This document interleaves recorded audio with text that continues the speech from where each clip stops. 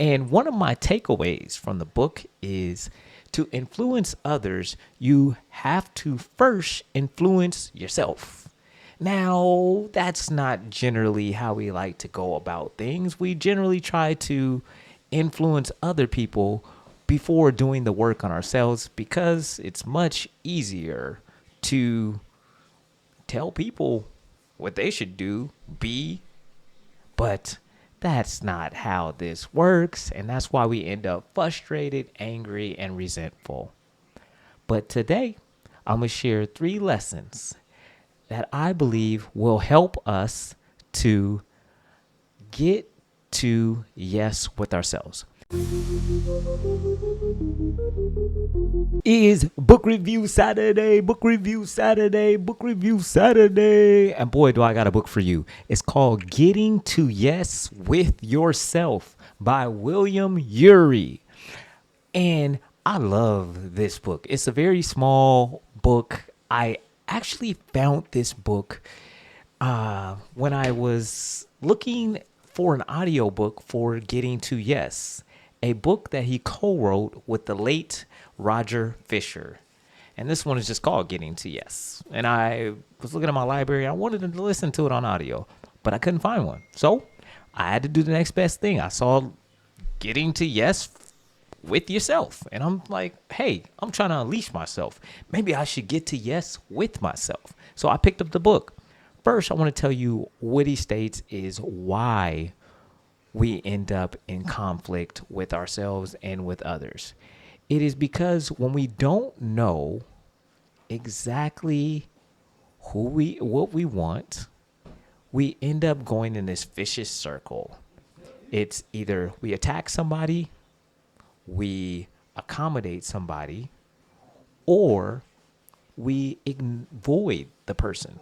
And these are our coping mechanisms for dealing with things in our lives when we don't know what it is we want. And of course, that doesn't work. But today, we about to get into these lessons because we're going to change all that. But first, I should probably tell you who William Ury is. Who is William Ury? William Ury is a negotiator who specializes in conflict resolution. He is also the co-founder of the Harvard Negotiation Project. That's pretty amazing. And like I said, he's co-writer of this book that sold millions of copies. Lesson 1 from Getting to Yes with Yourself. Be honest about what you want. I know, here's the thing. This sounds very simple, but it is hard to do, to be honest with ourselves about what we want. I know this is something I struggled with admitting that, hey, I actually want something or I need something in this moment, and not feeling guilty about the fact that I want or need something. But that, he says, is the first step. Knowing that it is okay for you to want and need something. Step 2 is figuring out why you want or need whatever it is. Sometimes we want and need things because we saw somebody else with it. Sometimes it's because we are still trying to fill a void for something that we experienced in childhood. And the reason why we need to get clear on what it is we want is because if we are not clear, we'll go into situations with people and they'll give us something, and then we're still mad at them later because they gave us what they thought we wanted because we couldn't clearly articulate what we actually wanted. And we're still mad at them. It ain't their fault. It's our fault. And I'm guilty of that. One of the ways he talks about figuring out what we want is to keep asking ourselves why when something comes up. So basically we can drill down to the absolute thing that we want in this situation. And what does that do for us? He states that empowers us. When we go into the conversation with someone or a conflict with someone and we clearly know what we want, we now have confidence in ourselves that we did the work. But also, we are able to listen to what the other person wants. If we don't know what we want and this other person is telling us what they want, we ain't gonna listen because we don't care what they want because we're trying to figure out what we want. But when we know what we want and listen to what this other person is saying about what they want, and this will generally help us get to a solution that works best for both parties, or come up with a creative solution that we never would have thought of. I came up with this example in my head. When you get on an airplane and they tell you, when they're doing a whole little spiel about your oxygen mask, they tell you to put yours on first. Why? Because if you can barely breathe and you reaching over trying to help somebody else put on their oxygen mask, it's probably not going to go as smooth. If you need oxygen masks, it's probably an intense situation. So what you want to do is put yours on first. Well, at least now you know how to put an oxygen mask on, and then assist somebody else in putting theirs on. And it will make the situation that is already stressful a little less stressful. Lesson number 2, develop self-empathy. Now, this one is hard. It's hard to talk nice to yourself. It was hard for me to talk nice to myself. In the book, he has this quote. It says, most of us wouldn't have any friends if we talked to our friends the way we talk to ourselves. And I was like, oh my gosh, that is true. Because I have times have said some pretty crazy stuff about myself. You know, like, I can't believe you did this. You're such a, whatever. Now, since I've decided to unleash myself, what I'm doing now is talking to myself in the mirror, telling myself I am worthy, I am enough, I am handsome, I love me. And so I'm changing the dialogue in my head, which builds my confidence when I'm going out into the world. That is what happens when you change the dialogue. The second thing he says is, just because we think and feel something, it doesn't make it wrong. The only way it can become wrong is if we have an action based on what we thought or felt. That one was like, I needed to hear that. Thank you, Brother Ury, because I used to beat myself up just for even thinking a thought. Like, man, God, Lee, I can't believe you thought that. What? But to now know, hey, if I just have a thought and let it pass, it says nothing about me. I don't have to engage with or believe every single thought I have.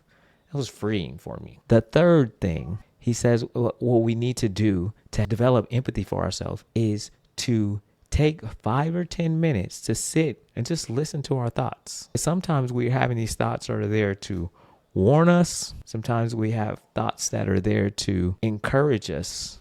Some thoughts we have are nagging us because you're going in the wrong direction, buddy. But if we don't sit there and take time to listen to our thoughts and let them out, just listen to them, let them pass, they keep spinning around in here. And then we wonder why we're frustrated or upset. We just keep inputting more thoughts and never giving ourselves the space to clear them out.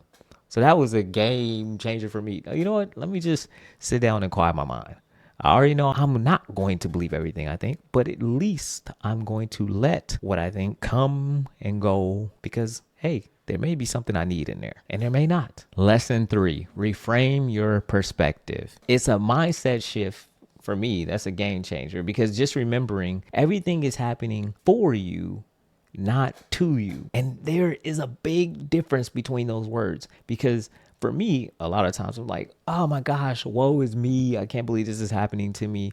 But then when I take a look a few years down the line or a few months down the line, it's like I was tripping about this and this worked out for me. I can't believe I spent so much time and energy tripping over this. But if I can do that in a present moment, saying, you know what, everything is happening for me. He gave an illustration to kind of drive home this point. At the time of writing this book, his daughter had 14 surgeries. She was born with a spinal issue. Him and his wife, went through all the phases like, why is me? I don't know if I can handle this.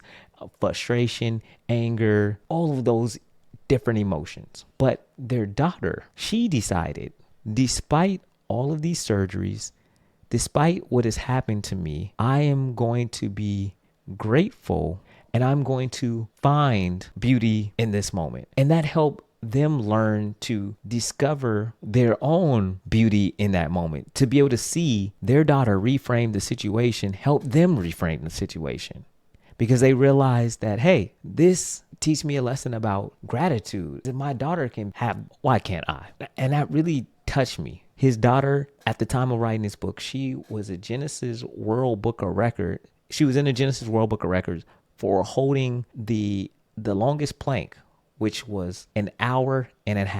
I can't even plank for 5 minutes, and this girl done plank for 90 minutes. That is crazy, crazy, crazy. These are the 3 lessons that I really enjoyed reading this book. He did give 6 lessons. I'm only giving you 3 because part of unleashing ourselves is going on this journey for ourselves. And I'm here as your guide. But if you want to explore more, get the book. See what you come up with. See what the 3 lessons, yours may be completely different than mine. I would love to hear it. I would like to know what came up for you in this. Where did you feel like, you know what, I need to work on reframing or having empathy with yourself? Or maybe you're at the point where your struggle is giving yourself permission to want something. Let me know in the comments. I'm very curious. And the last thing I'm going to leave you with that he talks about in the book is to remember that happiness is our responsibility. It is no one else's responsibility. It is our responsibility to make ourselves happy. And it is a journey. It is a road that no one else can travel for us. We have to go through that process of figuring out how to make our own selves happy. And to me, that's a challenge worth taking. All right. Till next time. See ya.